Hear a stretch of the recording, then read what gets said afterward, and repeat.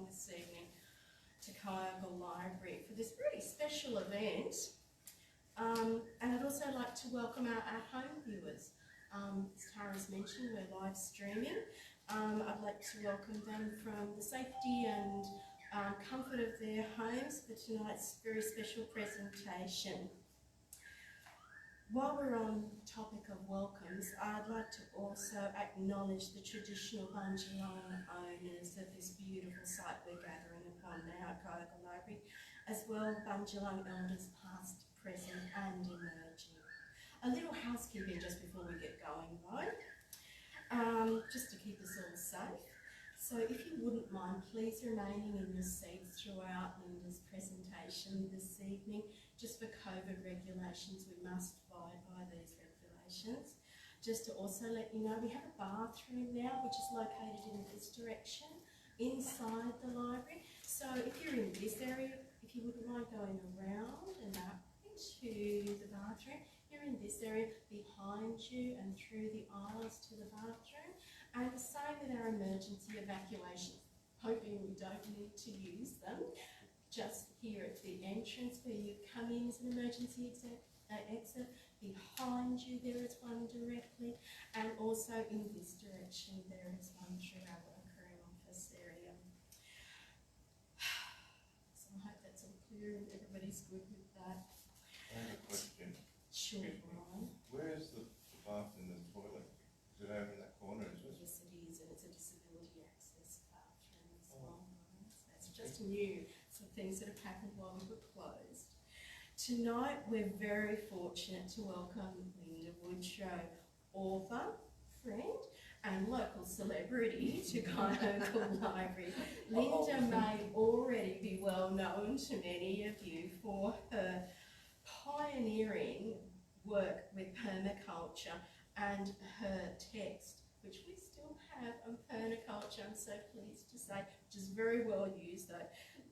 Linda is a guru and authority in this field.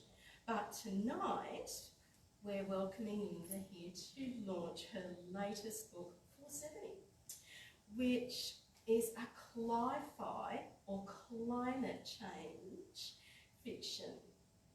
And I think Linda's timing, as ever, is impeccable. So without any further ado, I'd like you to please join me in welcoming Linda Woodrow to Kyogle Library this evening.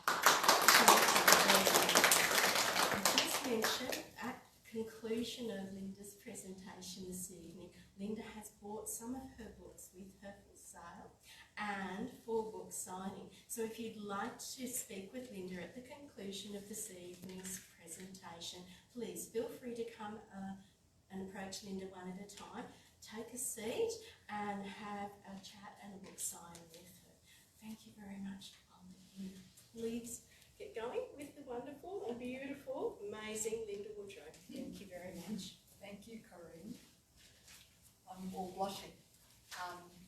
Very hard to get going after that, isn't it? I feel all shy.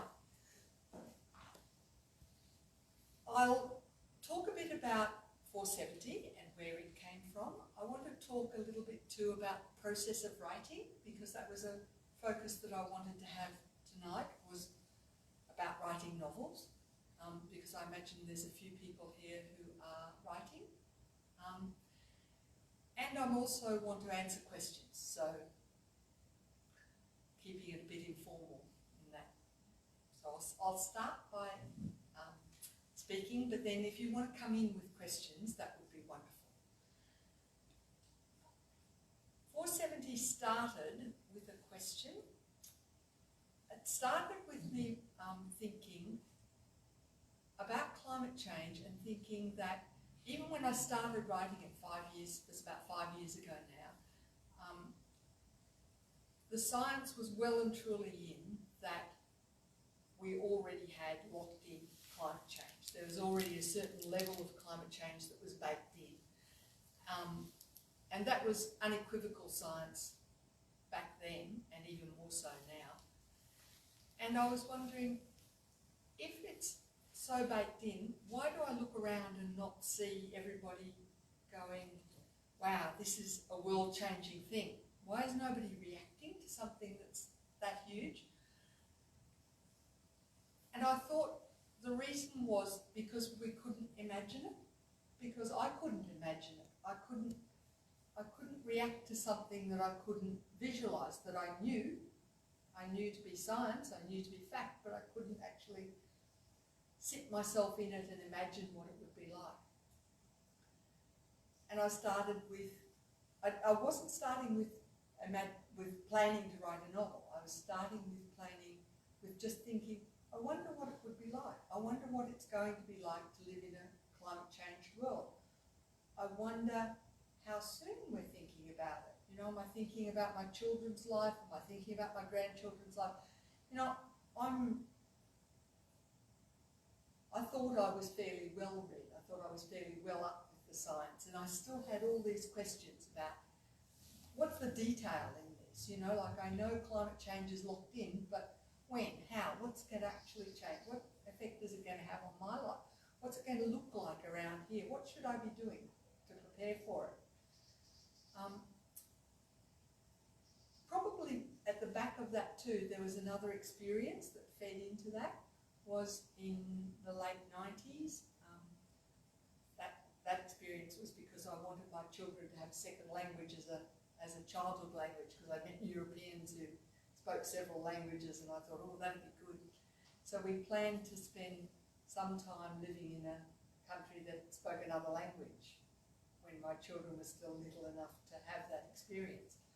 And through that we ended up in Cuba, which is another long story, but we ended up in Cuba for most of 1998. And that was the end of the special period in Cuba, what they called the special period, when Cubans went from being very middle class, very ordinary middle class, very much the standard of living that people in Kyogle live, you know, not affluent, not wealthy, but, you know, enough of everything. Not everyone in Kyogle has enough of everything, I know, but in general terms. They went from that to bare supermarket shelves. No fuel to run machinery, no fuel to run vehicles, no fuel to even run buses, no fuel to run pumps, so there was no water. The town water didn't happen because there was no pump. So within a period of about 6 months, they had to adapt to this very different life. So I had that experience at the back of it, and I was wondering, I wonder if climate change is going to be like that. I wonder if we're going to have that experience that Cubans had of adapting very quickly within that space of time to a life that's very different to what we know and we're comfortable with. But I didn't know. These are all just questions rummaging around. And from what I've found out since, I now know that a lot of writers, a lot of the best writers, a lot of the writers that I really love myself to read novels, say that that's how their stories began. Is not with an idea, not with a thing that they wanted to say, but with a question for themselves, the thing that they wanted to know. And I think that perhaps that's actually a very good thing. I think it leads you into a space, a writing space that is, I've heard people say it, you need to be a bit scared. I think you need to be a bit scared to do anything really well. You know, like if you need to be pushing yourself out to that challenging edge where you go, I don't know if I can do this or not. I've heard people who are really good actors say that you know, if you're not terrified when you go on stage, then you're not going to be good. And I think it's a bit like that with writing a novel too, that if you're not terrified of your own subject, I don't know whether this is true for everyone. I think it's true for me, and from what I've read, it's true of the novelists that I really like, is that they all say they started with this question that they didn't know the answer to, and that they didn't know if they could find the answer to it. I've also read about novel writing theory and thesis writing theory, academic writing theory too, is that writing is deep thinking. Writing is not a process of writing down what you know. Writing is a process of finding what you know. That in writing you think deeply. And I think that maybe that's why novels that start with a question like that work, because in the writing, you're doing the deep thinking. Certainly that's how it was for me. I started just, I didn't know I was going to write a novel when I started. I thought it might be a fictionalized non-fiction sort of book, because that's what I was familiar with, that's what I'd written before. Sort of like a manual but with characters in it rather than, you know. But as I started to do it, I encountered the problems that are peculiar to writing climate change novels. And that led me into research pathways and down rabbit holes. And I ended up there are 4 very distinct problems with writing climate fiction that cross over with other kinds of fiction, other kinds of novel, but they're particular to climate fiction. One of them is that novels are about people. Novels are about imagining yourself in somebody else's skin. Novels are about characters and empathizing and understanding and feeling with characters.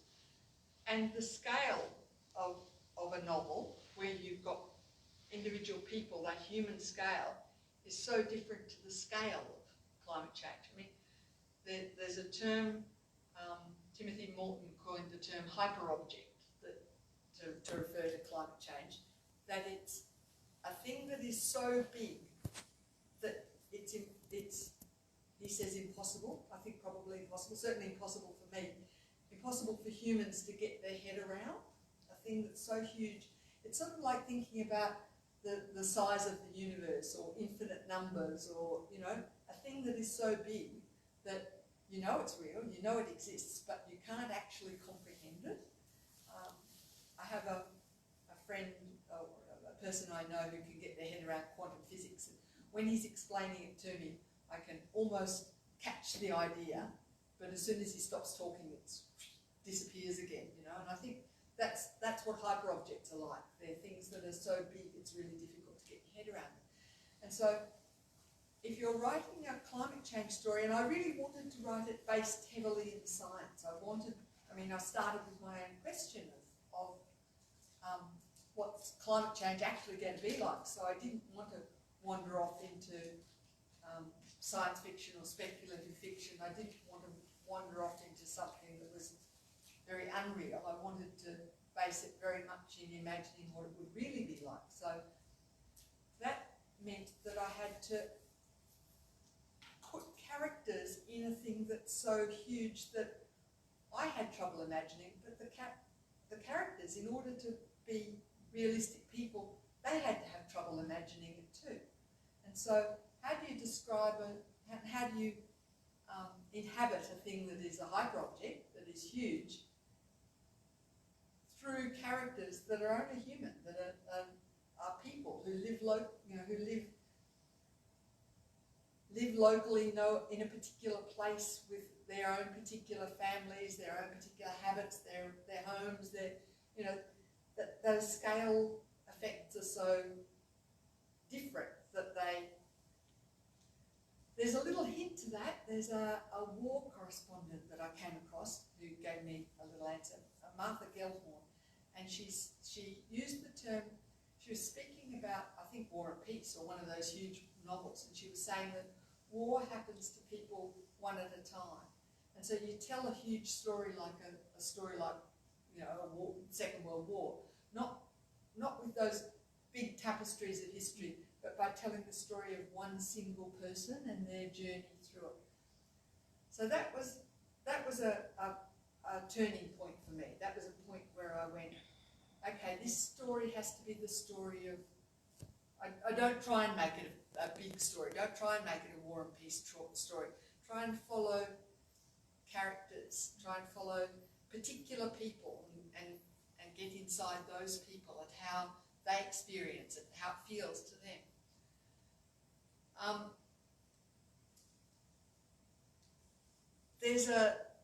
That characterization is a writing here I diverge off talking about climate change into talking about novel writing in general, which, like, this is my first novel too, so, like, I might be telling you stuff that's completely wrong for everyone else. I'm just, this is how it was for me. There's a imagining people and how you can't make every character a version of you. So that means deeply empathizing with completely other people. And there were a range of people who I could imagine, I could get inside their skins. People who, I don't think I was terribly successful at creating fully evil characters. I did try. There's a batch of chapters that are in the bin where I tried to write characters. I tried to follow that idea. Oh, hang on, I'll start this sentence again. At the time I was encountering that particular problem was when there were a lot of school shootings happening in America. And that led me into thinking the whole American preppers and guns and, you know, are you going to have to defend your territory, that headspace. What would it be, what are those characters thinking? What are they feeling? How are they encountering this threat? So I tried to create characters like that. I tried to create characters who were full-scale preppers, who were prepared to shoot people, defend their territory with violence. And there are a lot of those chapters that ended up in the bin. I don't think I ever succeeded in creating them.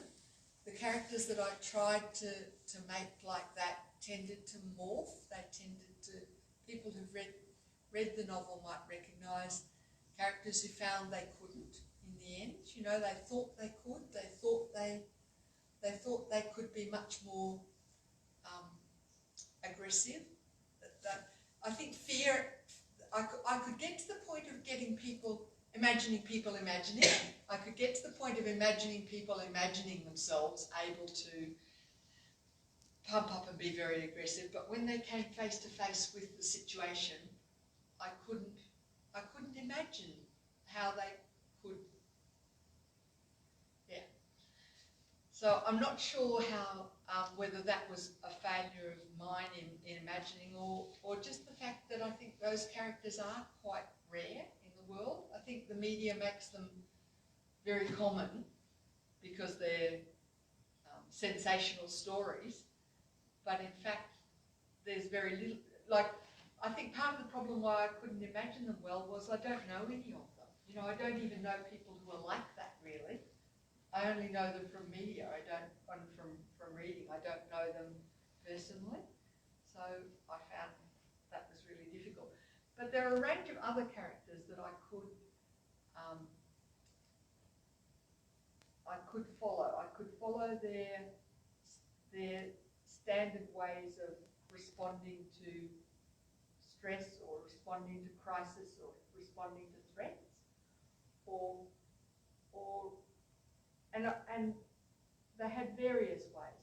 There's people who've read it might know. There's characters who are quite passive, who find that when they encounter a situation that is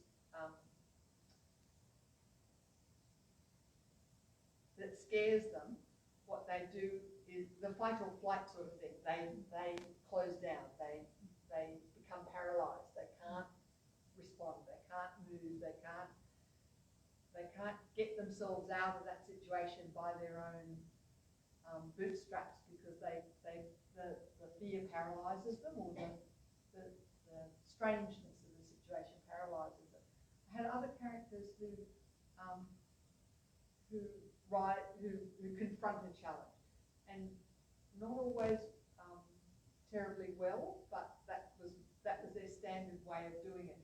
And I think we all know people like that, you know, like people who will rush forward to a challenge and people who will run away back off from it. So it was trying to feel through those various ways of dealing with it, because I was trying to imagine what would this feel like, and I wasn't trying to imagine just how it would feel like for me. I was trying to imagine how it would feel like in general, you know, and what the other people around me, how they were like, how they would react, how they would feel, how they would respond. What I did come up with in that, maybe I'll say this, I'll start that presentation too. The second kind of major theme there, particularly the climate change novels that I found useful, interesting to deal with, was the science stuff. That the science of climate change is all expressed in probabilities and those very abstract terms, mathematics, and I think that's part of the reason why it's very difficult to imagine, because those abstracts are very difficult to imagine. In scientific terms, though, there's a reason for those abstracts. They don't put them in there just to make it difficult for people to imagine it. They're there because science can't say for certain that 2021 will be a bad bushfire season. What they can say is that bad bushfire seasons will come more frequently, that what was a 1 in a 100-year event will become a 1 in a 10-year event, you know, but they can't say this year will be the year. They can't say that a cyclone will hit a particular place. What they can say is that cyclones will become less frequent but more intense and shift further polewards, so further north in the northern hemisphere, further south in the southern hemisphere. So while we're likely to get less cyclones overall, we're likely to get category 6 cyclones, whereas, you know, a whole category higher than we're used to seeing, and we're likely to see them in places that we haven't seen them before, that are much further south in Australia than they've ever been before. But we can't say they'll hit in a particular place. Novelists can't deal with that level of abstraction. You know, you're trying to tell a story, so you've got to have the cyclone hit a particular place. You've got to have bushfires impacting on a particular city in a particular time, in a particular era. So you're trying to turn abstracts and probabilities into events that happen at a particular time. And you're trying to do that in a way that is true to the science, that doesn't warp the science. They talk about sort of poetic license, or called fictional conceit is the technical term, which is an odd technical term for it. But what it means is taking an event that is possible but unlikely, but has nice drama to it, and using that. So this is true because it is possible, but it's not probable. And so you see that all the time in crime shows on TV, you know, where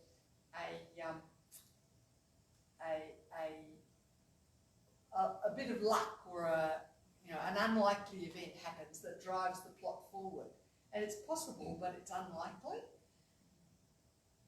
If you're trying to write a good cli-fi novel, you can't use that. So you can't use events that are dramatically intense, move the plot along nicely, but aren't actually very likely to happen.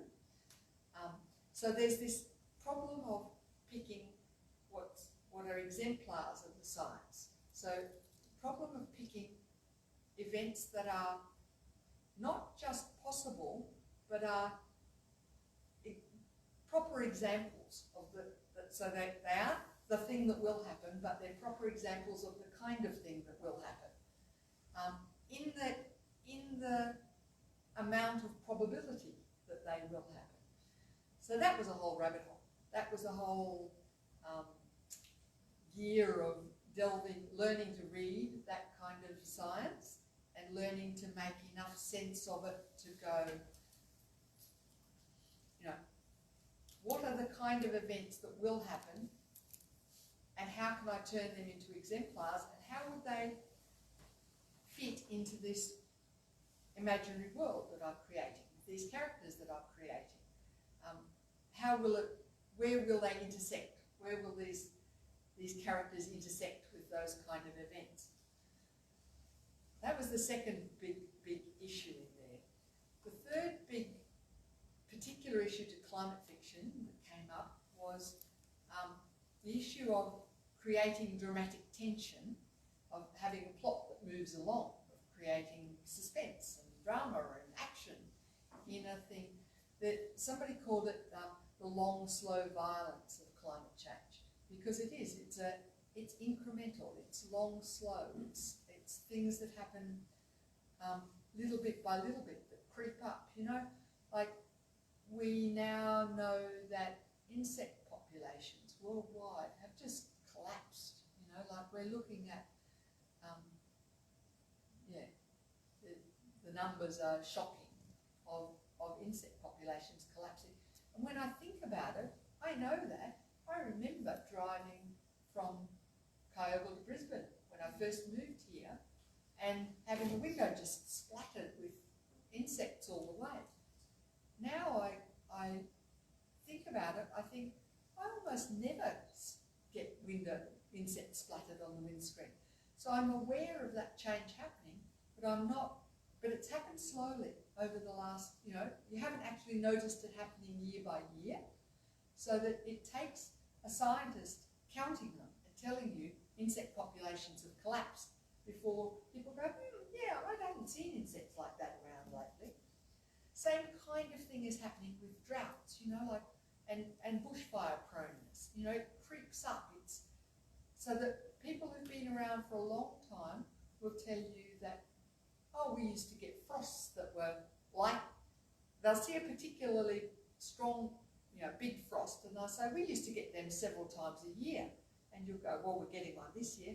Yeah, but we didn't get one last year, and so it's not that we don't get them at all anymore, it's that the frequency isn't there. And the frequency has diminished so slowly over the years that we haven't noticed it happening. It hasn't been one of those sudden dramatic changes of, like they do in the horror movie, the big movies, of the huge tidal wave running over New York City all at once, It doesn't happen like that.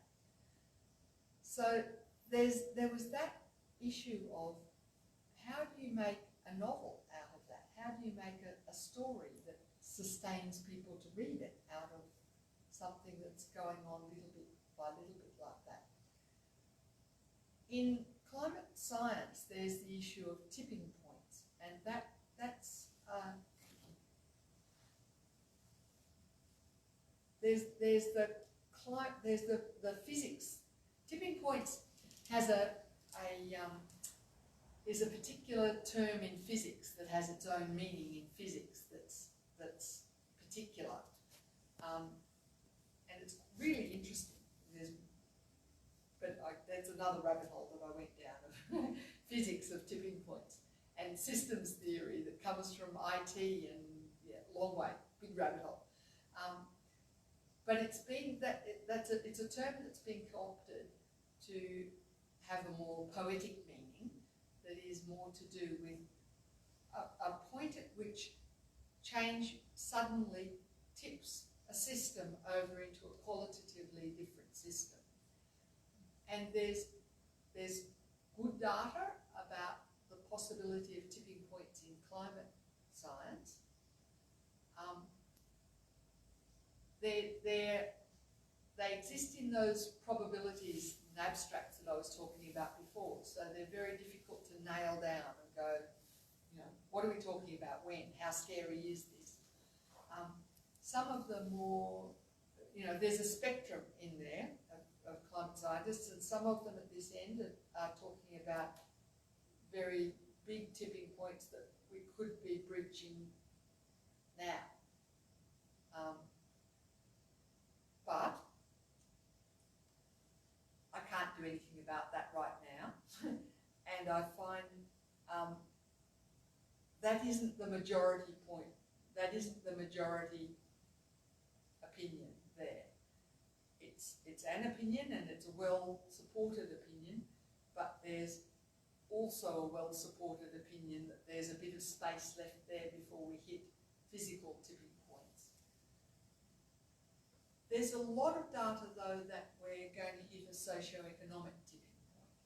And that, for me, was another one of those, wow, okay, that moves the imagining along a lot towards the Cuban scenario, because again, there was another rabbit hole that I went down there to do with money systems and how money moves around, and insurance, and how the global financial crisis happened, and big rabbit hole there. But there is a well-supported, easily arguable scenario there that as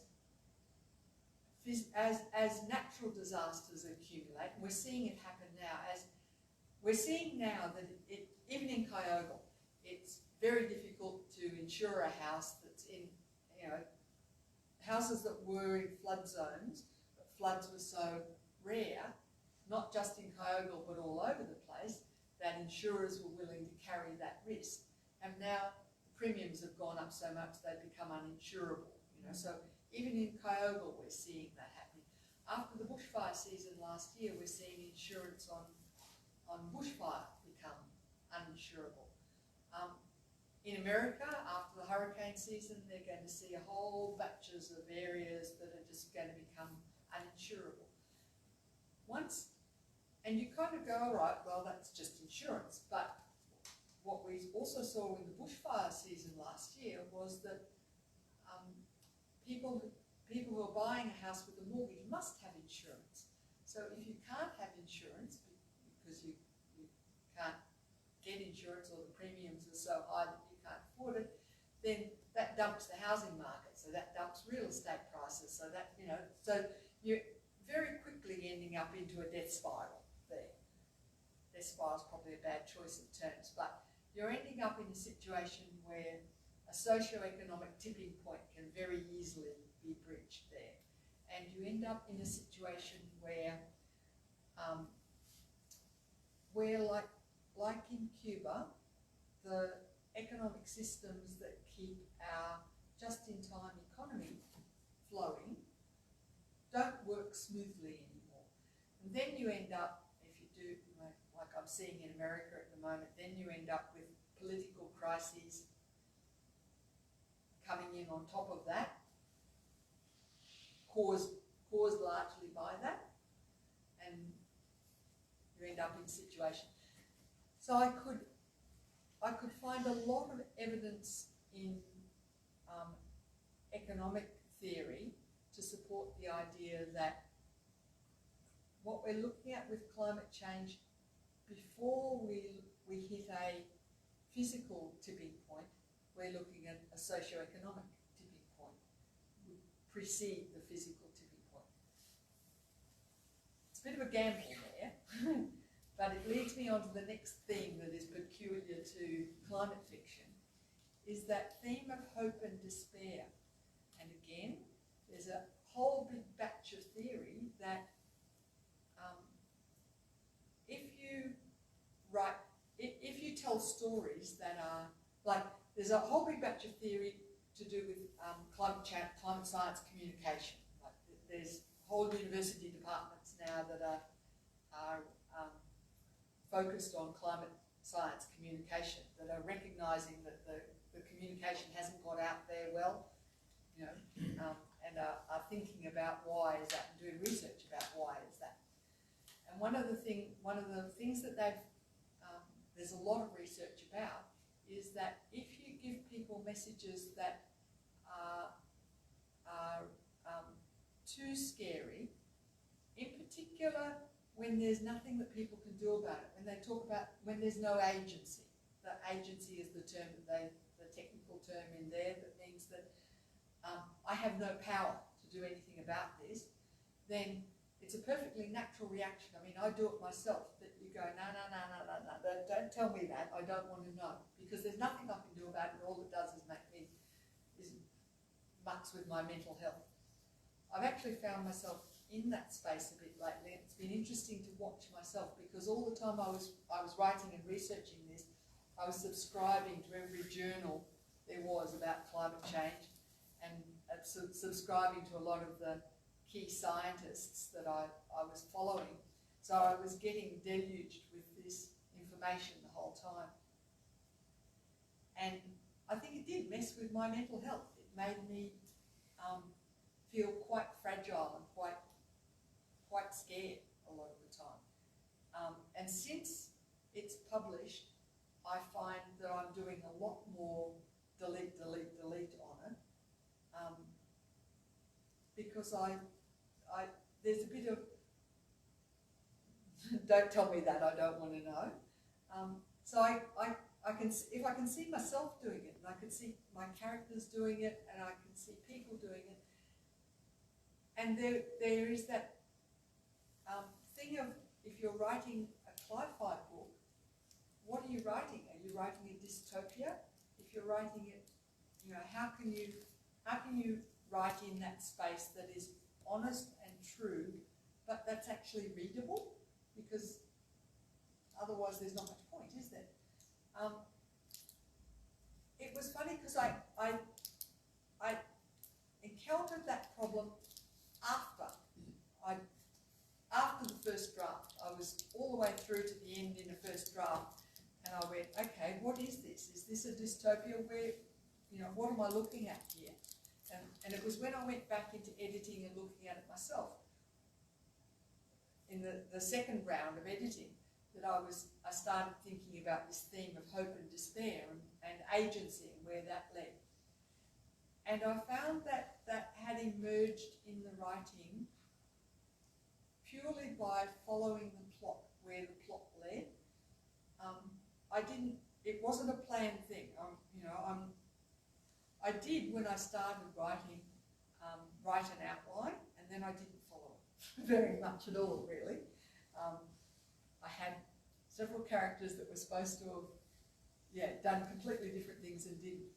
I found that it was very useful. I needed to do it to get myself moving at all. But then I found once I gave characters agency, and I went, I know this person now. I know how they would react, and I know they're not going to do that. They're just not going to. They're more, you know, they take control more than that. So I would have to give them a bit of, you know, do something about this problem that you're faced with. And there were some characters that I could put in there and I could say, do something about it, and I could hear the character going, no. And there were other characters that I could put there and I could say, do something about it, and I could feel them going, yes, okay, I'm off, I'm doing something. So just by following characters that were realistic to me, I found my characters didn't in general sit passively by and let themselves be made victims of in this situation. They took control of their life. They figured out ways to make a good life, even out of a dire situation. I couldn't turn it into a dystopia. I just couldn't. And not that I wasn't trying to either turn it into a dystopia or not, but just by following the plot, just by allowing the characters to do what I could imagine those people doing in that situation, I found that led to a hopeful outcome. I found that led to people doing things that were useful and hopeful in that situation.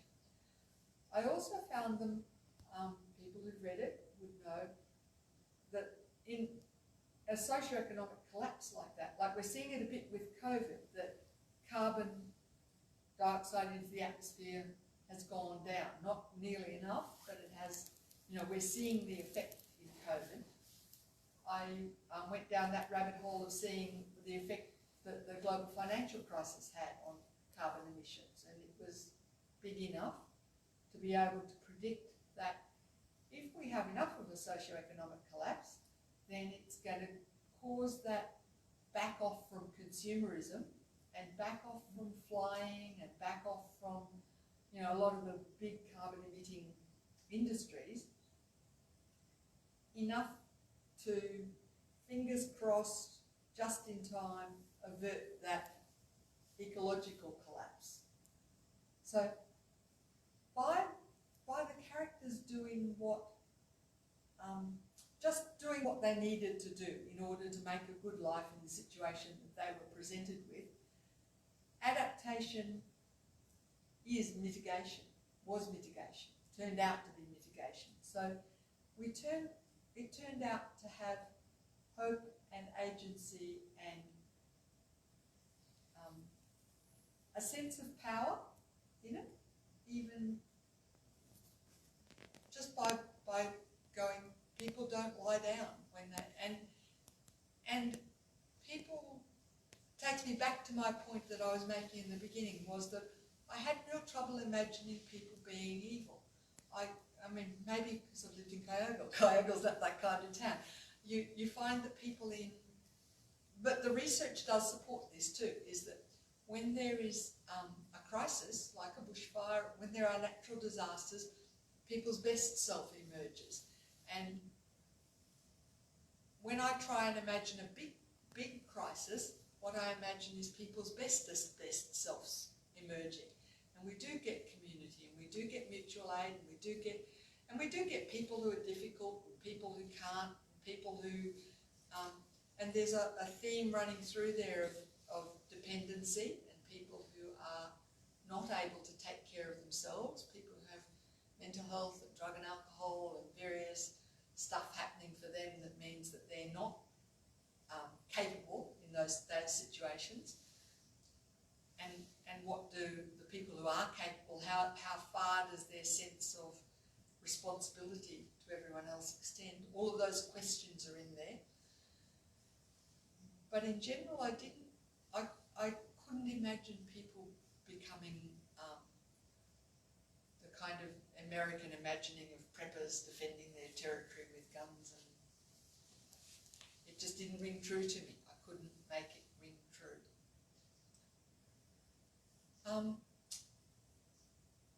Where else was I going with this?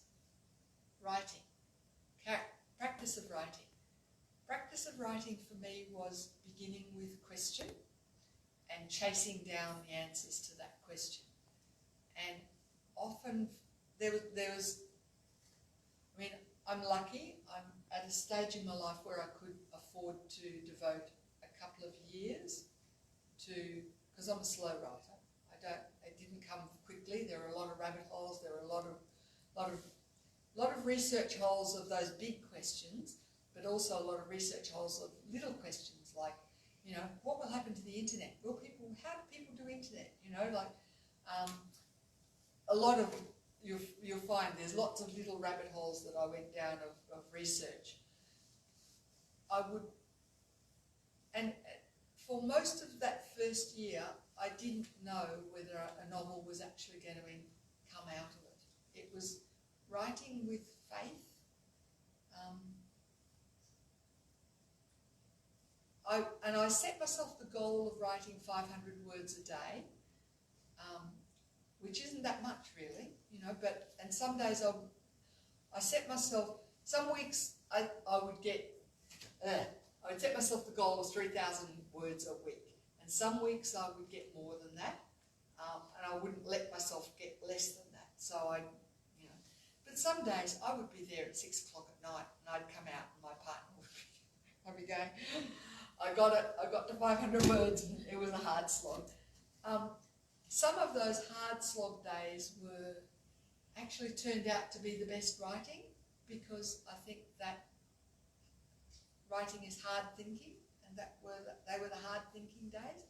Some of the best writing were the really easy ones. There's a chapter early on, I think anyone who's read it might know that there's a beach walk early on, and that chapter just came out as was, almost no editing on it. Wrote the whole chapter in one session over an hour or two,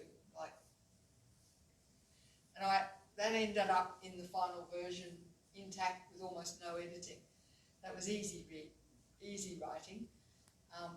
Most of the other bits though that I like, that I go, that was good writing, were actually those hard won 500 words that were pushed out, with a lot of detours along the way. So there was a year of writing the first draft. I wrote in Scrivener. People who write might know, because that allowed me to move things around and have multiple versions of the same chapter. As I say, there were quite a lot of chapters that went in the rubbish. The number of words written was probably 3 times what ended up in there. You know, whole chapters ended up in the rubbish just because I went, they don't ring true to me. They don't sound right. I don't believe them. I don't believe it myself. Then there was a year of editing, which was, one of my favourite writers is Helen Garner, and she's written some beautiful stuff about the metre in writing, of looking for that metre, looking for poetry in writing, and so the editing was looking for that rhythm to it, and just sometimes mucking around with individual words, going back to individual words over and over and over again to find it. So there was another year of editing in there, long and slow. I'm not a fast writer. And then this question's come up tonight about publishing. I thought, because my first book, my permaculture book, I was young and I was very naive about publishing, and I wrote it. Again, it was fairly slow too, but it was not quite as slow. And then I just sent it out to a publisher, and I didn't have no hope that it would be published, but I did, you know. The first publisher I sent it to, which when I think about it now, with the audacity of it, I sent it to Penguin first off, and I think I only was game to do that because I was young and quite naive, and they picked it up. And at the time I didn't realise how rare and lucky that was. I just lucked upon an editor who picked it up out of what they call the slush pile. Not a very nice name, is it? An editor picked it up out of the slush pile, and it clicked with something that she was passionate about at the time, and off it went. And so my first publishing journey was quite, you know, yeah, lucky. Between then and now, I did learn how lucky I was. So with this one, I really didn't have, I didn't expect lightning to strike twice. It took about 6 months of sending it off to publishers to find a publisher who picked it up. And in the end, Meliodora picked it up, and they're the publisher of David Holmgren's books and in permaculture circles. And I think it was a lot because, in fact, they told me that they picked it up out of their slush pile because of my name. They recognised my name from permaculture circles. So I guess the thing in there is it's really difficult to get published. It's difficult to get past that slush pile. And I've been very, very lucky, and especially lucky with this one with Meliodora, because they've been just magnificent to work with. We were talking before about the cover, and my editor there, Beck Lowe, has been, she went through it. I think I had a teacher in primary school who would had a ruler across the hand every time you spelt something wrong, so I got to be a very good speller. And I thought I was a very good speller, but she picked up little spelling things, and yeah, a good editor is a wonderful thing. And she consulted with me a lot about changes that were quite small changes that really do change, like capitalisation of words. Like if you say dad, capital D, and dad with a small d, it really changes the feeling around that word somehow or other. So she consulted with me a lot about those kind of small changes of capitalisation and punctuation and spelling, and yeah, wonderful editor. And then the cover, they showed me the kind of work. They had the portfolio of work of 3 or 4 artists that they were considering as cover artists, and this one, Maria, name's gone out of my head, I'll think of it in a minute. She jumped out at me, her work straight away, and I went, I really like her work. And so they got her to do some roughs. So she did 3 or 4 roughs of just in black and white of ideas for it. And again, they came back to me with, you know, what do you like? So it was wonderful. It was this wonderful consultative process. And in the end, the cover that I ended up with, I love it because she read the book too. So there's story in the cover, which not many cover artists do. Not many, you know, mostly they get cover artists, they get a work that's already been done for some other purpose and use that for the cover. They quite rarely actually, the publishers commission a cover particularly for a new book like that. So I was very lucky. I was very lucky with the publishers, and I was very, very lucky with the cover artist. Very lucky with the whole process. Questions? I've been Can I just ask, how many did they publish? How many, you know, in the first edition? 3,000 in the first print run. And you can get fairly small print runs done after that, can you? We can, but it prints cheapest in print runs of 3,000. That's a standard print run. That's a standard minimum print run in publishing circles now. For, I mean, you can print books individually, print on demand, individual, you know, 1 copy at a time, but it gets expensive doing that. Yeah, if you want to have them at the kind of prices that bookstores can afford to get them and make their margin on them, they do them in 3,000 print runs. And for a first novel in Australia, 5,000 is a good sales run. Like, we don't have a big market for novels in Australia. Sorry. I'm interested in the name of the book. How 470. Yeah. This was very. There are people who love it and people who hate it. 470 is actually parts per million carbon dioxide in the atmosphere, and there's this little graph in the beginning here that tells that story. This is an amazing story.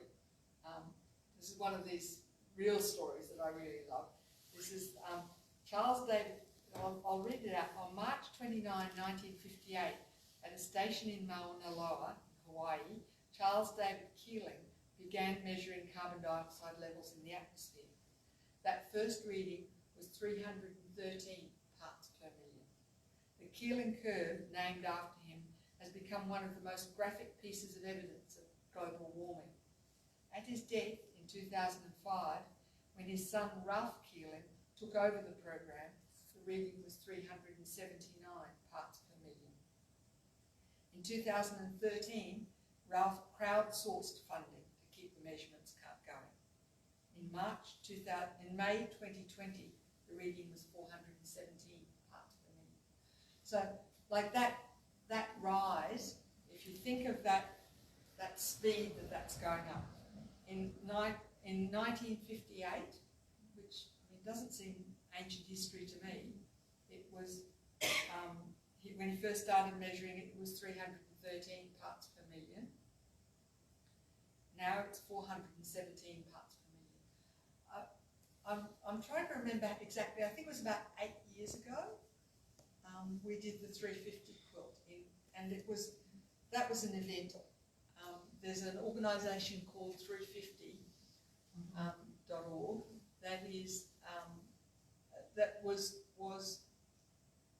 sounding the alarm about climate change about a decade ago, that we really needed to level off at 350 to stay below 1.5, to keep the probability below 1.5 degrees of global warming, which will keep the probability of catastrophic reaching tipping points, keep that risk fairly low. and they were agitating for it very strongly. And they ran this event, and I'm trying to remember exactly what year it was. Do you remember, Ruth? I think it's 2009. 9. Okay. That it went down, that you made it. Yep. I mean, it took a while to make it. So that's And over it went down to, Janelle was in the federal parliament. She took it down, and there's a wonderful photo of Janelle Saffin and Penny Wong and Julia Gillard with the quilts. And I was hoping that I'd get it back today so I could bring it, but it had been in Janelle's office, and because of COVID she hasn't taken it to Sydney, but it's coming back tomorrow. Tori's bringing it back because she's picking up. Oh wow! Yeah. Oh, I'd love to see it again. That was an event. I get carried away with these things sometimes. 350 did a day of global action that was about artistic, an art piece that expressed this 350, bring this number out, and they had hired that great big screen in Times Square in New York. The big screen that you see in the movies somewhere, to show the art pieces from all the way around the world. And we'd been making quilts for various weddings and events and everything, and somebody had, I think it was Shakti actually had the original idea.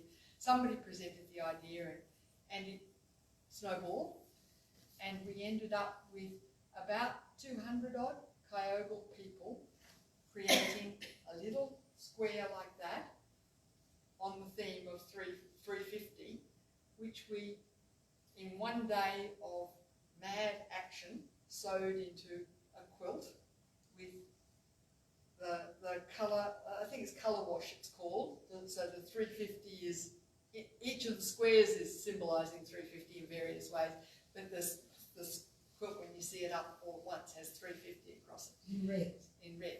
So this, I've got a picture of it here somewhere, I can show you if you really want it. We'll bring it and put it in the library so people can come and have it. But little Kyogle made this quilt, which then ended up being displayed on this big screen in Times Square. So it was quite a thing. But that was 350, and that was the, I think, when I first started going, becoming very serious about it. And also where I became interested in this idea of art as a way of communicating the science. So yeah, we produced the 350 quilt, and we're now at 417, and we're going up on that Keeling curve at a rate. 470, by my research, is if we don't peak out at 4. Okay, the IPCC projections at the moment project that if we can get a curve that peaks out at 470 and then drops quite fast and hard, we can stay below 2 degrees, which is the point at which the risk of breaching those climate tipping points becomes an unacceptable risk. There's all sorts of numbers in there, but they do your head in. But if we want to keep the risk at a level that is okay, I can live with this, not a risk I like taking, but a risk that 470 is the number. And if we get the only way we're going to keep below 470 really is if we get a socioeconomic collapse. So socioeconomic collapse is a very good thing. That's where 470 came from. I've got another question unless somebody else is. Is that all right? With the socioeconomic collapse, my question has often been about our internet. We are so dependent on and becoming more and more so.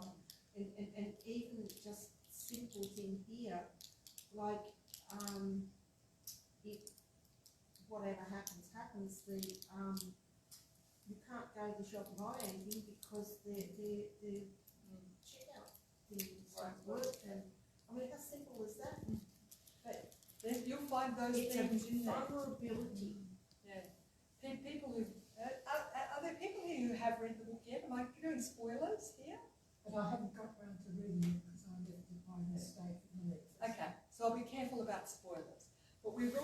those themes explored of supermarkets, cash registers, you know, like the whole, we saw it with COVID, you know, like the rush on, you know, I saw that happening and I've done it a lot of times. Since 470 came out, I've done a lot of times, I've gone, oh dear, here it is, it's happening in the news.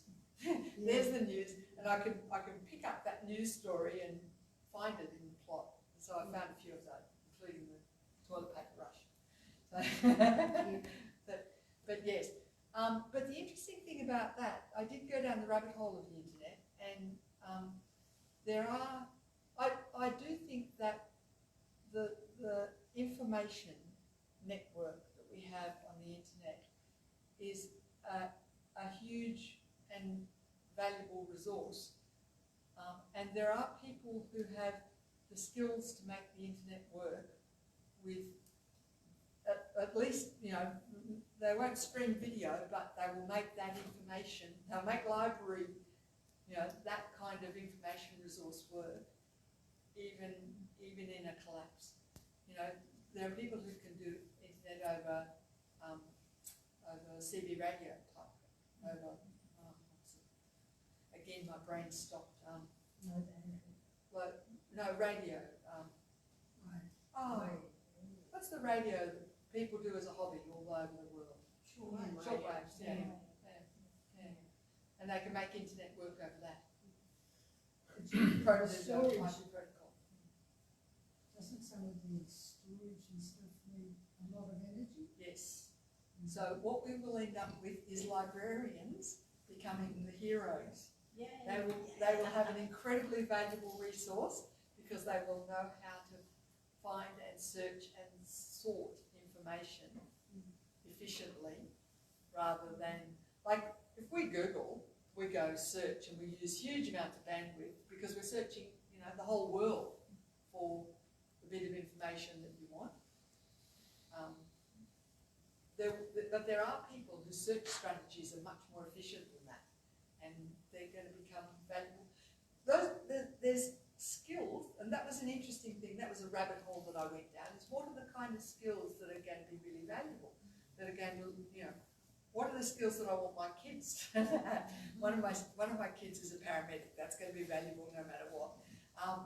But yes, I found, you know, like there are people in there who have valuable skills, who are not just, you know, farmers and food producers, obviously, but also people who can chase down information, you know, who can chase down information even over an internet that doesn't work the way we know it works now, you know.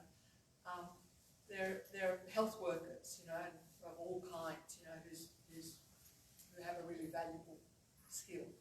And there is trading and lubricating social networks, which is turns out to be a valuable skill too, you know, like managing to move things around and yeah, make trading work when all of our systems, those kind of systems don't work.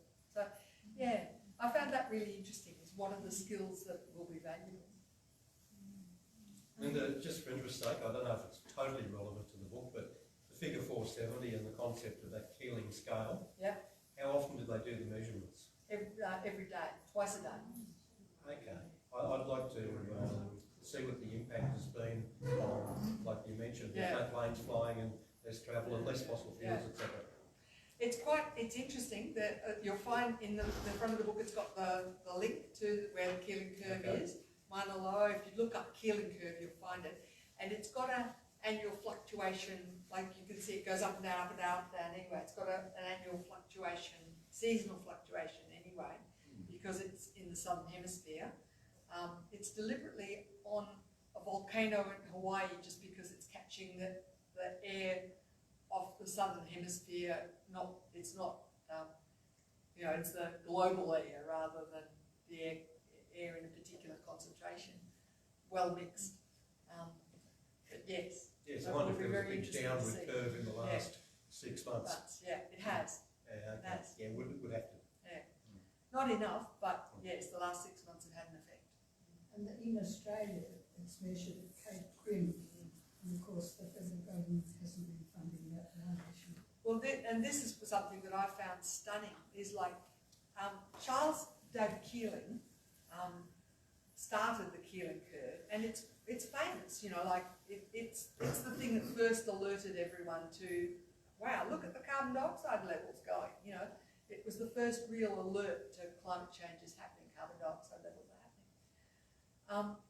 And he kept it going with government support for a lot of years, and then in 2013, his son Ralph had to crowdsource funding of ordinary people to keep this measurement happening, which I find stunning. You know, like I mean, I find it heartwarming and wonderful that he was able to crowdsource it, that there are enough ordinary people out there in the world who go, yeah, we need this bit of science. I just find that wonderful, and that there are there's enough organisation, so they're using student interns to do shifts of several months of taking the measurements now as volunteers.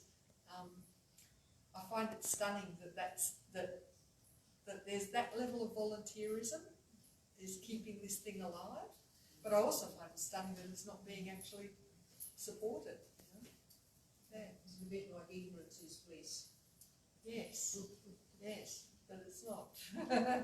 Yeah, the CO2 levels are being taken at a lot of other places in the world too, but that one is particularly valuable because it's been going for so long, and because it is that global air. You know, it's the clean air right across the Pacific. And where's the grim or grime? Where is that it's measured in Australia? It's in Tasmania. Oh. And again, a place where the air is not affected by being close to any community or anything like that. So it's just whatever's in the air itself. And with all your rabbit holing, are you sort of invested in perhaps a sequel?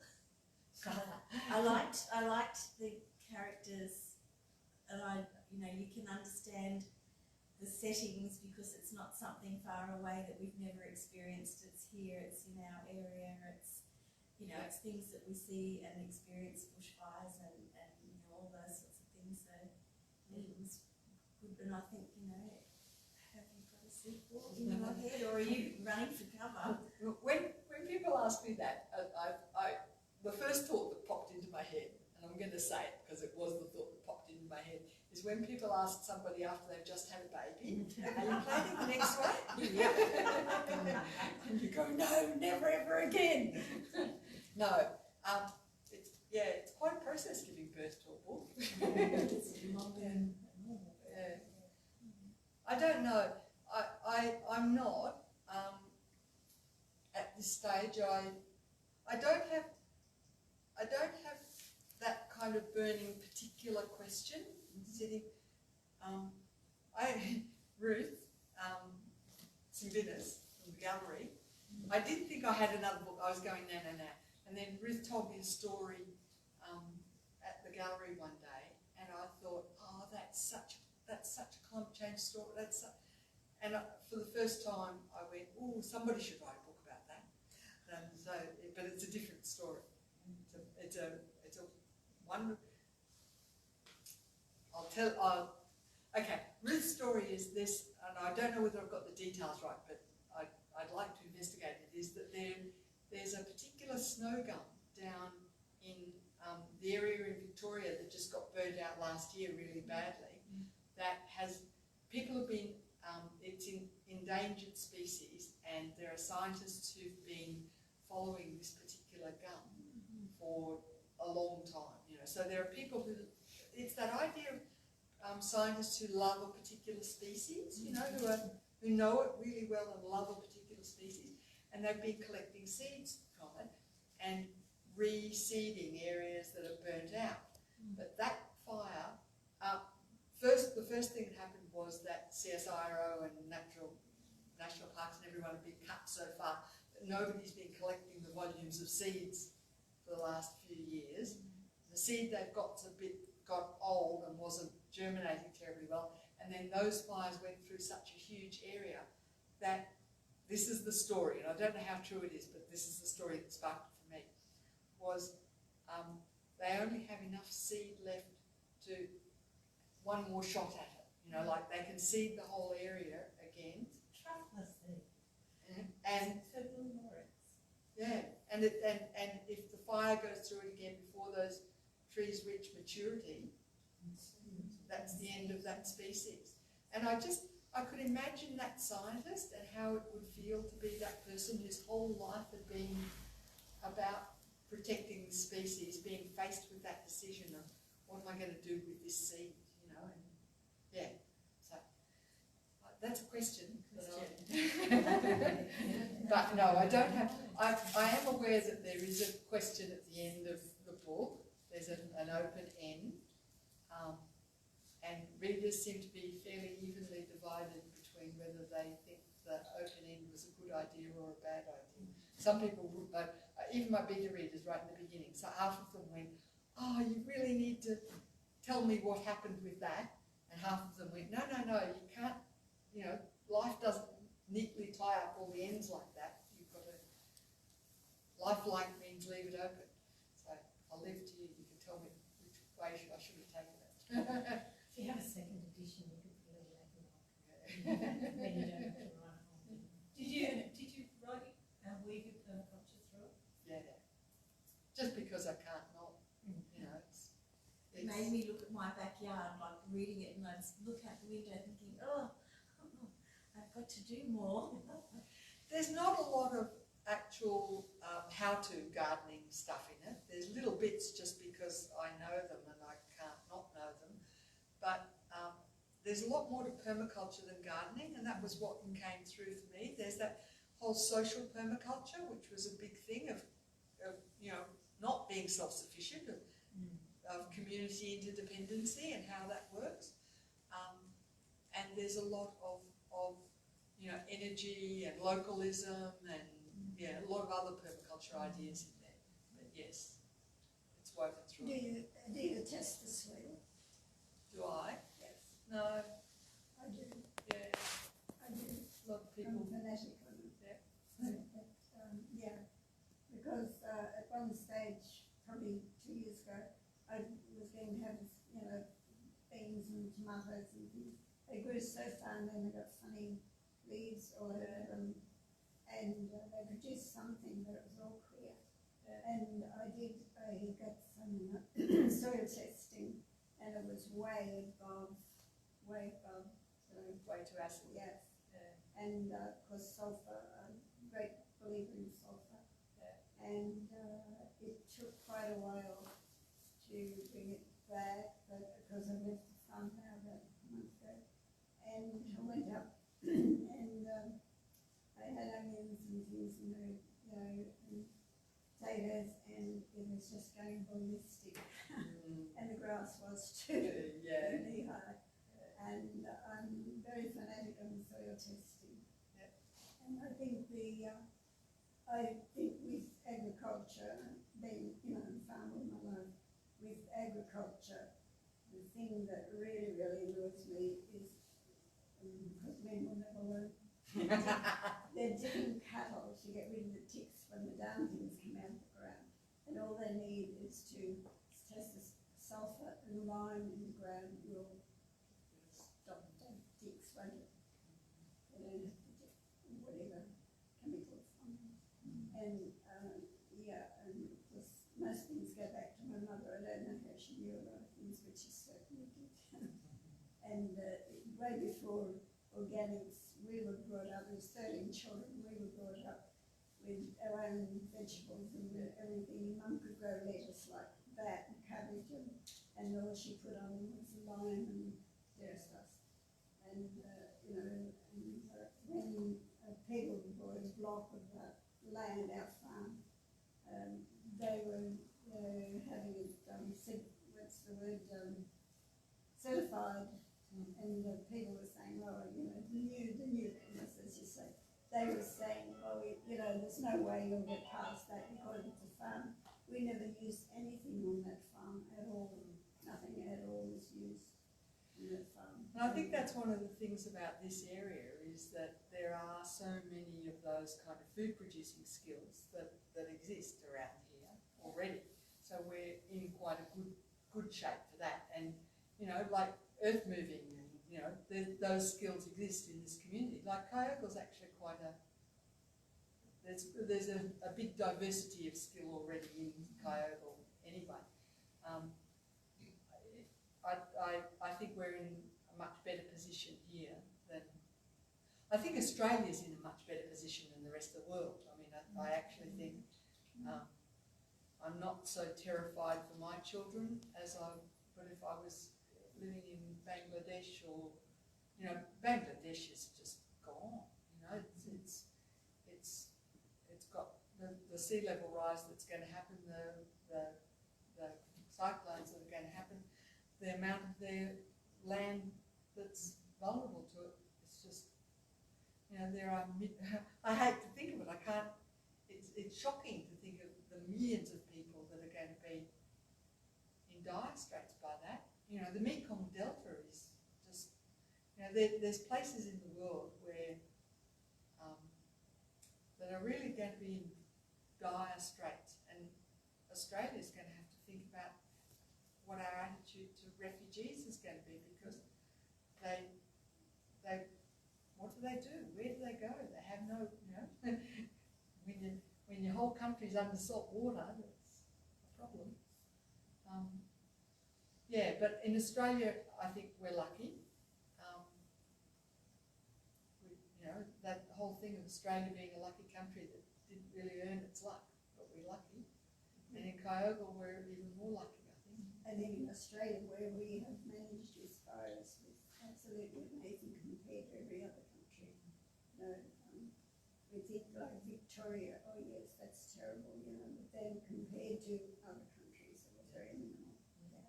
And I just think the governments overall have worked together, which I think is absolutely amazing.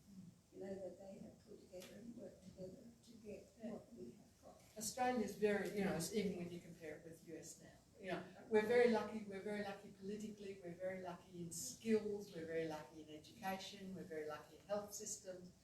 You know, we're in a good place for this kind of crisis that we're looking at. Do you We're think going to be looking at crisis. is population? Like now, when we were growing up, we had a creek where we walked to school, 3 miles to school. And you'd see the creek and you'd see the fish swimming in it, you know, around all where we walked. And, but then at that time, we went to high school, and after that, probably went to 18. There were no big swimming pools. There were no septic toilets. There were no dishwashers. And our creek now is in dire straits. And Grace Creek and Lynch's Creek supply Kyogle. I was in town and I was working my garden, and this fellow always says plenty of water, and I said, no, it's not plenty of water. And he sort of looked at me in shock. Oh yeah, it says plenty of water. No, I said it's not plenty of water, because the creek, 2 creeks which supply Kyogle are not up to scratch anymore doing that. Irrigation is one thing, massive big pumps. And also every second house has a swimming pool, which is bloody ridiculous, because we've got the best swimming pool here in, my daughter has been around, you know, New South Wales and around that, and she said Kyogle has the best swimming pool that she has seen, and the grounds around it. And, you know, we're so lucky. And there's dishwashers, and, you know, and it goes on and on and on. And I can see the water in our little creeks going down and down. We had a flood, a minor flood, and then, you know, 1 week it's back, just ripping over the rapids. Yeah. Yeah, the drought's much more frequent. But that's not to do with the drought. Could I just take some I don't think we really do have a very good political system, because our politicians are just refusing to accept that what we need to do is stop coal and gas mining, and for the sake of the whole world, we need to do that. You know, we have to take our responsibility. Yes. It's relatively, maybe. Yeah, well, Move to New Zealand. but we are very much contributing to it by the fact that so much coal and so much gas Comes out in Australia. is coming in Australia, being burnt, adding to carbon. Very guilty. But I mean, that's one of the things is that I don't, those kind of, what is it? That theme of agency, that theme of what can I do about it is a really, I think is a really important thing to, because if people feel like there's nothing they can do about it, then they don't want to know about it. Linda, you made the point when you were talking earlier about change, you know, climate change being incremental, day by day, hour by hour, if you want to know it right down. But and as such, we don't tend to notice it. But if you've lived long enough, whatever that may be, you will remember that yes, you used to get insects splattered all over your car every time you went for a drive. And this, I've had this conversation recently. People talk about that stuff. The older people remember certain things, like your creek with the fish in it and things like that. And now, as soon as it doesn't rain for a couple of months, the creeks are dry and there's no fish in them anyway. If you've never seen something in good condition, like, and the point I'm making here is about the young people. Yeah. They don't remember. They don't know what they're missing. So they won't be panicked and they won't be frightened. All it is gobbledygook and science and politics. A good example for me was I spent a lot of my youth in far north Queensland, and I like the bush, I like the natural world, and I thought I'd seen some really good country, if you will, the rivers and the creeks and the coast. I thought it was, compared to here, where I was as a young fella, I thought it was incredibly rich and it was full and vibrant and dynamic. And I thought that for a long time. About 10 years ago, I went to Arnhem Land to live and spent quite some time. I lived there and I got into it. And the first thing that shocked me was, because of the abundance of Arnhem Land, was what it made North Queensland look like. What I thought was a Garden of Eden, a paradise, just rich and full. It was in comparison, we flogged it to death. And I was shocked. If I hadn't been to Arnhem Land, I would never have known, even though I've spent most of my life in the bush and in what I thought was some really rich country. Using the words pristine, totally wrong. You know, I actually got to see it. And Arnhem Land is still the same. It's beautifully protected and has been for a long time. And it is untouched. And I thought to myself, well, all of the East Coast was like this, as full and as rich. Sydney was the same, etc., etc., etc. But the children living now, the young people who apparently are our future, they're the people who are going to be the legislators and the change makers, and the individuals who change culture. They don't know what the damage is already, you know. And I suppose our parents and grandparents would know even more. You know, they lived in the world when it was pretty well brand new in comparison. So how does that impact on hope or hopelessness? It's an interesting question, that actually. There was a chapter near the end of the book, if people read it, they might pick the chapter that I'm talking about, where, and it was written very late, after the last edit was put in, you know, like very late. And it was about that idea of, there's a huge amount of grief, like it's that hope and despair.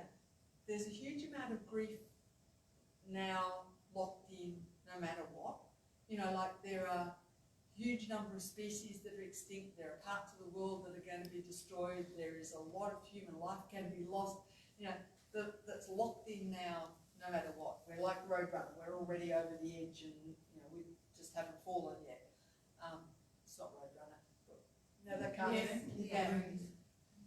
But there's also a huge amount of beauty and goodness and life to be had. You know, so there's both grief and life. And you're right, like the younger characters in here don't know what they're missing. You know, there's a grandfather in there who's teaching his grandson to fish. And he remembers being a young fellow up at Macken's Beach up in North Queensland, going fishing with his grandfather, and just, you know, you wouldn't worry about catching fish. You'd just like, and that story is drawn from my childhood. I remember my grandfather going down to fish, and my grandmother would have the fry pan on. There'd be no question he's coming home with fish. You know, like we wouldn't think about it. And now people go out to fish, and you have something. You thaw out some meat just in case, and it's more likely. Lately, it's more likely to use the thaw used rather than the fish. And then in that generation, it's like catching a fish is an extreme and miraculous event, you know. But they don't know any different. For them, catching, you know, they don't know what they're missing, and that's that story. So for the older generation watching them, there's grief. But for the young ones, there's life and there's hope and there's joy and there's beauty to be had still. It's not, what I was trying to say is it's not all grief. You know, it's relative, and some of us will grieve what is inevitably lost. But it's not all grief. There was before this virus, maybe it's a lesson to everyone. Like, I'm not a city dweller, I know that I've been to the city, few of them, and it's all rush, rush, rush. And there was, when my daughter, that's what she said to say, when she first went to Sydney to university, she was flat in Bondi, she couldn't get over like being the country kid and the life she had at home. And she said, you know, at 7 o'clock in the morning, these mothers were racing out with their babies, jumping on the train to take them to daycare, take them to, you know, and it just became a madness. And, you know, the children were being brought up by other people. And then the mother gets home and it's rush, rush, rush, it's all rush, rush.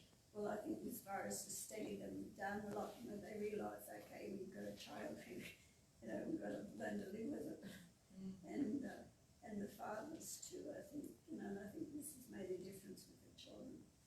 And, you know, there's, you don't want this sort of thing, of course, but yes, sometimes you've got to stop and, you know, think, you know, well, what is it for me? You know, is it money, money, money? We've got to make money, money, money, have high, big mortgages, and, or do they need it? We didn't need it. We're 13 kids, we didn't need it.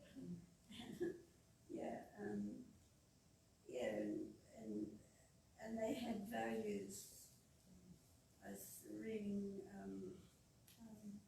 Help in the South was one, you know, as poor as they were, they still had the love and the capacity to look after grandmother and the family, you know, the whole family and the love of it, and all that went out the window, you know, that sort of thing. That was real life at that time, you know. Ruth Park. Linda, I liked in the book, no spoilers or anything, the older characters that had their future planned out, you know, work, retirement, and regardless of what was happening with climate change or the obvious signs around them that things aren't going to be where they want them to be, and they're on this fast track of, you know, their busy lives and we're going to work, and then retire, and this is our retirement plan that slipped. Yeah. And that was, I think that was part of the original question, was why are we saying we believe the science and yet acting as if we don't? Why are we just carrying on, you know, like with superannuation and going to work and buying houses by the ocean? You know, I remember going down to Byron and looking at all that building along the Belonga Spit, and they're still building houses on Belonga Spit, brand new ones. And you're going, you know, we say we believe it. The council's put out plans. You know, the council's, you know, this isn't hippie stuff. This is the council's projections of where sea level's going to go there, and yet people are still building brand new houses there, and you're going, this cognitive dissonance of, you know, of knowing the science and yet not acting like it. And yes, there's characters in there who I know those kind of people who are, they're not climate change deniers. They believe it. They know it's happening. They're educated, and yet they act as if it's not going to happen. You know, they're making their retirement plans and where they're going to retire to and everything without not and the picture. and the little things, as you said, you know, like the council was putting in water restrictions and there was no water in it. Some people clicked and sort of saved some, and some people cheated and watered it not, you know, and all of those sorts of trying to adjust. Yeah. Different ways they adjusted. Yeah. Yes.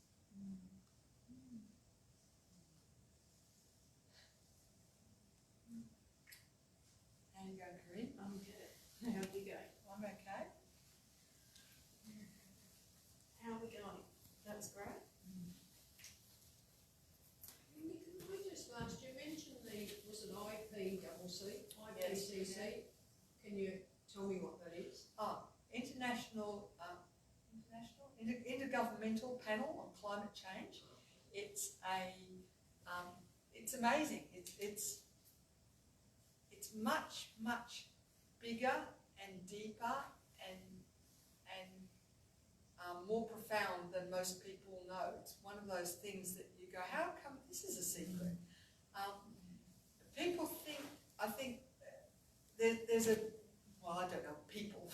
There's a bit of a perception out there that, there's some scientists who are researching climate change and there's some that just, you know, and they're roughly, that's just not it at all. There is, the Intergovernmental Panel on Climate Change is this huge organisation of scientists worldwide that coordinate and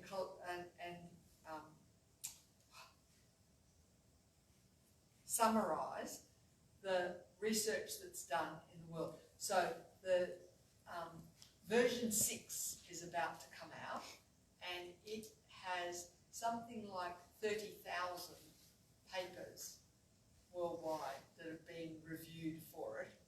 So, you know, huge numbers of them. There's a couple of Dr. Leslie Head, and there's a couple of Australian scientists who are lead authors. So there's a whole lot of chapters to it. There's chapters that are to do with the physics, and when I say chapters, the chapters are books that thick. Chapters that are to do with the physics, chapters that are to do with sea level rises and oceans, chapters that are to do with carbon dioxide levels and the various, you know, methane and various things that are equivalent, chapters to do with adaptation and, you know, adaptation that could happen. There's whole chapters on health and tropical diseases, chapters on, you know, huge. It's absolutely huge volume of data.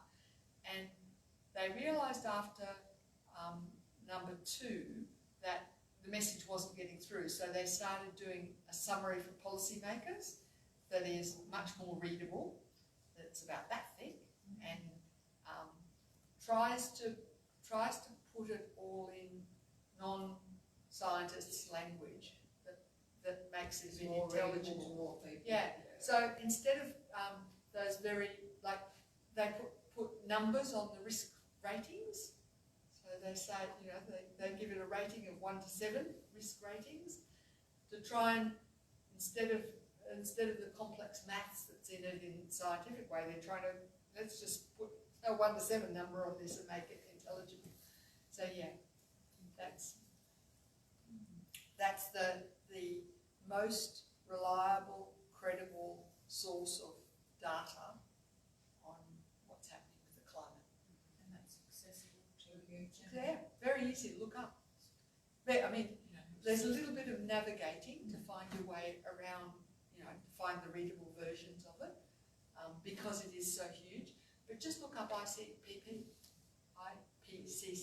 Intergovernmental Panel on Climate Change, and you'll find, you'll find material there.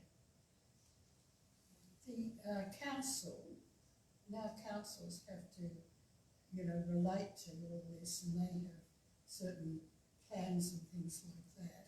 And the Kyogle Environment Group, which Tori was setting up, they will be interacting with the committee that has been formed, which is a community committee.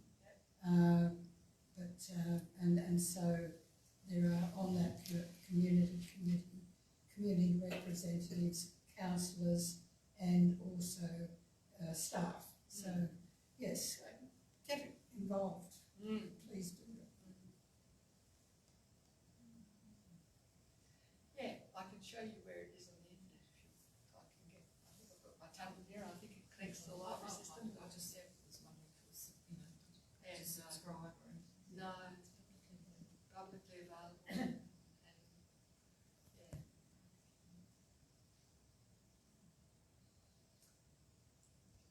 More questions from now? You mentioned when you were writing that you wrote in a system that had multiples and you could do multiples.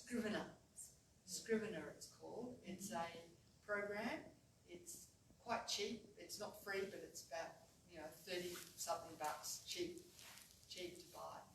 Really good program for writing big works like novels or academic theses or anything like that, because it lets you it lets you outline, it lets you move chapters around, it lets you save multiple versions of a chapter and move, it lets you colour code things, it lets you do a lot of things that are really Is useful. it inbuilt referencing, or do you have to use inbuilt? It will liaise with EndNote. I used Zotero. I did a master's at the same time as I was doing this on climate change science communication. This led me into that. I was going, once I realised that I was heading off into territory that I was not very knowledgeable about, I started going an academic path at the same time. Yeah. So I was using Zotero rather than EndNote, but Scrivener wouldn't. So I had two Scrivener files going, one completely academic and one a novel, and that was real head stuff to swap between those two kinds of writing. I think reading a novel with all of that background factual just being woven through it has a huge impact on someone who hasn't, been busy having children and grandchildren and then read something like that. It has a huge more impact than something on the 6 o'clock news that you watch while you're cooking. Yeah. It's funny that though, because there are places in there where I have files and files and files of academic references, and what it ends up in the novel is one little throwaway line. Because and partly because your characters don't know these things, they can't know. Like there's one, there's a little bit of a spoiler, but there's one bit about 3/4 of the way through where one of the characters is hitching a ride, and he's got to live with somebody who is going, they'll fix it, they'll spray sulfur dust or something, they'll spray silver dust or something into the air, and the character's going, isn't it sulfur? And he's a bit confused about whether it's sulfur dust or silver dust or geoengineering. And of course, I know, I know all about it. I went down a rabbit hole of geoengineering and stuff, but it wouldn't be, the character couldn't be knowledgeable about that because he wouldn't be a realistic character if he was. So that whole research rabbit hole ended up with this throwaway line of this character going, is it silver or sulfur? I can't remember, and what would that do? What would the sky look like if it was, yeah, it's it's quite a strange sensation, that of masses of research that ends up in little lines. Linda, as an individual, you obviously had 5 years of immersion in the subject, and including doing a master's. How has it impacted on you personally in terms of hope or despair? I touched on that before. I did go through probably about 6 months after I finished it where I could feel a level of anxiety in myself that was not usual for me. Like, usually I'm a really optimistic person, and I'm kind of one of those high, I'm the opposite of a procrastinator. If there's a problem there, the first thing I want to do is get rid of that problem so I can move on, and I could feel that level, and I did. What is it? It didn't so much worry me as I was aware of it, and I was aware that this is not healthy, and I was aware that it's not a effective way of dealing with anything. Is to get yourself in a mess, can't. Yeah, not so much that. I didn't really mean that. I meant, like, you've been looking at facts rather than feelings. Okay, I mean, feelings obviously come into it. No, there's a lot of feelings. I mean, yourself and your research, Yeah. the Kyogle curves and that intergovernment panel, etc. All the information is facts as we know them. If it's science and we want to accept that, it's really, I mean, it's a litany of despair. I doubt there was too many bright spots. How do you salvage any sort of optimism out of it in real terms, like reality? You'll have to read the book. No, well, I'm joking a bit, but the book was my way of working through that. It was me with a real question that was real for me that I worked through. So the conclusion that is in the book was my real conclusion. Okay. Yeah. Good. Yeah. And it was, yes, there is huge grief, but there is also life and hope and yeah, life and beauty. And I do think, I do get angry. I do think it's tragic that, I think it's tragic and unnecessary that we will lose so much. But I also think that life, yeah, there's life, there's hope, there's beauty, there's joy, there's capacity to do wonderful things still there. Not all is not lost. That's where hope comes in. Would you recommend this book to a younger audience? It's an interesting thing. I would.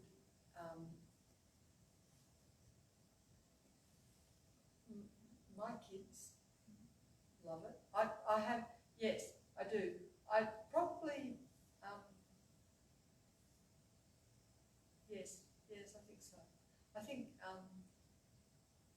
I think young people deal with a lot, young adult literature has a lot more horror in it, but then there is the thing of, you can step out of the world and go, none of that's real. Whereas this has a lot more, okay, but that's real. But I think there is, there is that hope, there is that sense of agency. I don't know that it's so much hope. There is that sense of you're not a victim in this. There's something you can do. You can do not just politically, but there's something you can do. The personal is the political. The feminist nature of the 70s. There's something that you can do personally and politically that's meaningful. You're not a victim. So yeah, I think that makes it young people. My 16-year-old nephew loves it. So there you go. And is it available in the local libraries? Yes. It is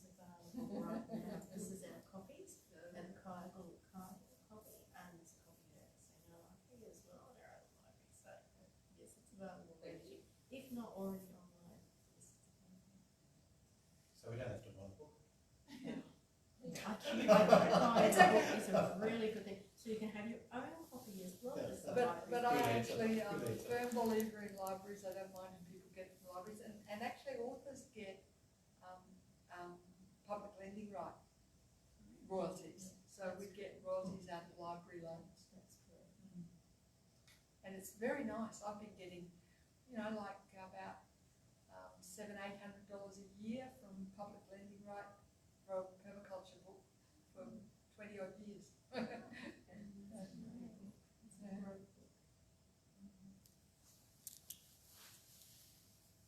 think it's good as you get older and you've read a book and you think, oh, I love that, and you put it on your shelf, and then a few years down the track and you get it off again because you've forgotten so much of it.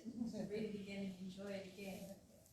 It's been getting really good reviews, and that's lovely, because I've got huge imposter syndrome about it, and it's when you're writing, you actually don't connect with the idea, well, I didn't, I'm a bit thin like that this is actually going to go out there and people are going to read it.